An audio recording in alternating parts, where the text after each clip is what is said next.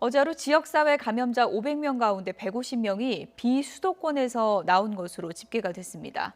전남 영암과 강진에서는 종교시설을 매개로 한 감염이 잇따랐습니다. 취재기자 연결해서 내용 들어보겠습니다. 나연호 기자. 네, 전국구입니다. 네, 전남에서는 사찰을 중심으로 감염이 계속되고 있군요.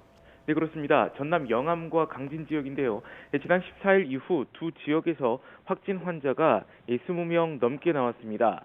확산의 중심에는 이 전남 영암 사무읍에 있는 한 사찰이 있는데요. 현재까지 승려와 신도, 이 마을 주민 등 영암에서만 21명이 감염된 것으로 파악됐습니다. 현재 집단 감염이 발생한 마을은 이동이 제한된 채 역학조사가 이루어지고 있습니다. 불똥은 인근에 있는 이 강진군까지 퍼졌는데요. 지난해 12월 31일에 이 강진 지역 사찰 승려가 앞서 언급한 영암에 있는 사찰을 다녀왔는데요. 이 승려를 비롯해 주민 2명까지 총 3명이 확진 판정을 받았습니다. 전남 강진에서 확진 환자가 나온 건 이번이 처음입니다. 영암 사찰과 관련한 첫 감염은 이 서울에서 해당 사찰을 다녀간 서울 금천구 370번 환자입니다. 그러나 아직 정확히 어느 경로로 감염이 시작됐는지는 파악되지 않았습니다. 전라남도는 영암과 강진에 코로나19가 더 퍼져 있을 가능성이 있다고 보고 있는데요. 지난달 29일부터 그제까지 영암과 강진 두 사찰을 방문했거나 방문자와 접촉한 사람은 진단검사를 받도록 하는 행정명령을 내렸습니다. 병원을 중심으로도 집단 감염이 계속됐었는데요. 여파가 이어지고 있다고요?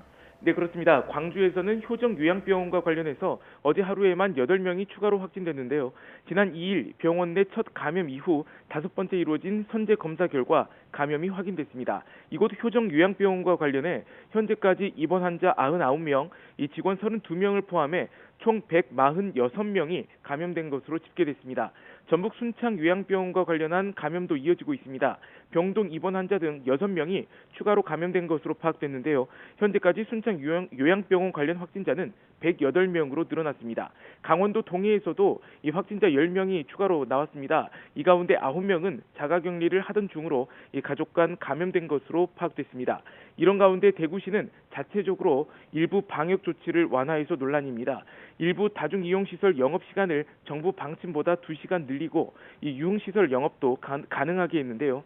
정부 방역 방침과 이 차이가 큰 데다 다른 지역과 형평성 문제도 있어서 우려가 커지고 있습니다. 지금까지 전국구에서 YTN 나연호입니다.